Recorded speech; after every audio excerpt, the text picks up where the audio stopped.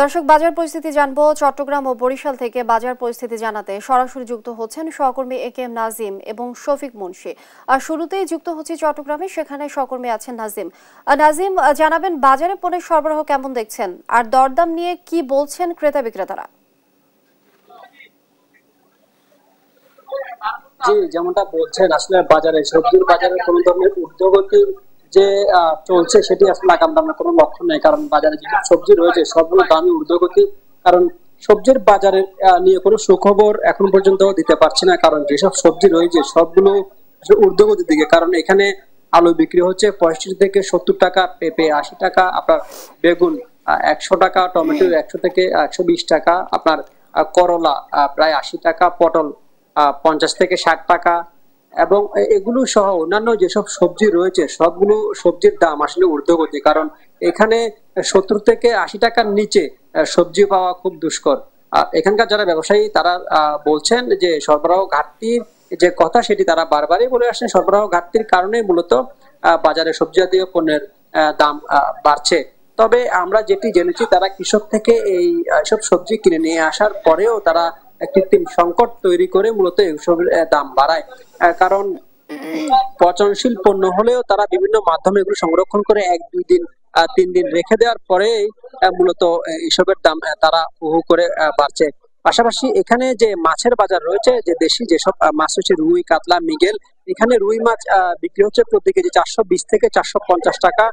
কাতলা মাছ বিক্রি হচ্ছে তাও একই দামে, এবং তেলাপিয়া মাছ বিক্রি হচ্ছে আপনার 220 থেকে 250 টাকা পর্যন্ত।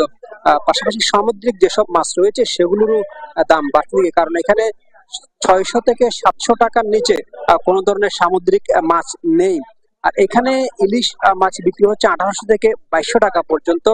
পাশাপাশি অন্যান্য যেসব পণ্য রয়েছে সবজি বাজারে সেসব পণ্যের দাম ঊর্ধ্বগতি।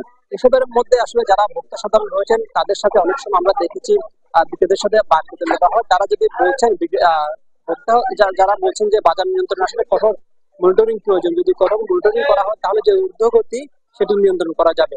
আমরা এই মুহূর্তে চলে যাব বরিশালে, সেখানে রয়েছেন আমাদের সহকর্মী শফিক মুন্সি, তিনি জানাবেন বিস্তারিত। শফিক।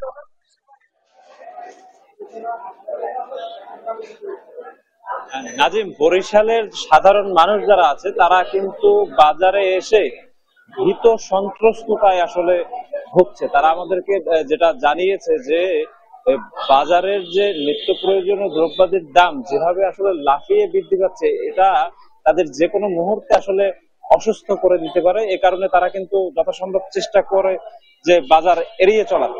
আমরা আসলে আজকে বরিশালের বাজারগুলো ঘুরে যেটা দেখেছি যে কোরবানি পরবর্তী সময়ে গরু এবং ছাগলের মাংসের দাম কিছুটা অপরিবর্তিত থাকলেও কিন্তু মুরগির দাম কিন্তু বেড়েছে। আমরা যেটা আসলে দেখেছি যে সোনালী মুরগির দাম সেটা গত সপ্তাহে 290 টাকার মতো কেজি দরে বিক্রি হলেও কিন্তু আজ সেটা 300 থেকে 310 টাকা কেজি দরে বিক্রি হচ্ছে। একই সাথে পোল্ট্রি বা ব্রয়লার মুরগি যেটাকে বলে সাদা মুরগিটা, এটাই কিন্তু 190 থেকে 200 টাকায় বিক্রি হচ্ছে, যেটাও কিন্তু কিছুটা বাড়তি বলেই আসলে আমাদেরকে জানিয়েছে এই স্থানীয় যারা আছেন তারা। এছাড়া গরুর মাংসের দাম 780 টাকা করেই রাখা হচ্ছে, যেটা গত সপ্তাহেও একই দাম ছিল। খাসির মাংসের দাম রাখা হচ্ছে 1100 টাকা করে কেজি। নাজিম, আপনি জানেন কি যে বরিশাল কিন্তু একটা নদী বিধৌত অঞ্চল, তো স্বাভাবিকভাবেই এখানকার বাজারে মাছের সরবরাহ একটু বেশি থাকবে, এটাই কিন্তু বলা চলে। কিন্তু আমাদের অবাক করে দিয়ে এই সময়টাতে কিন্তু মাছের সরবরাহ কিছুটা কম এবং দামও বেশ বাড়তি বলেই আমাদেরকে জানাচ্ছেন বিক্রেতারা।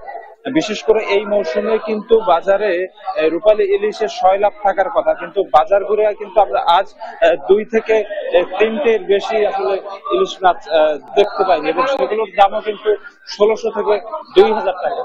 তো এই ছিল আমার কাছে বরিশাল থেকে মাছ মাংসের বাজারের সর্বশেষ খবর। আমরা চলে যাচ্ছি স্টুডিওতে, সেখানে আছেন সহকর্মী লেনিয়া।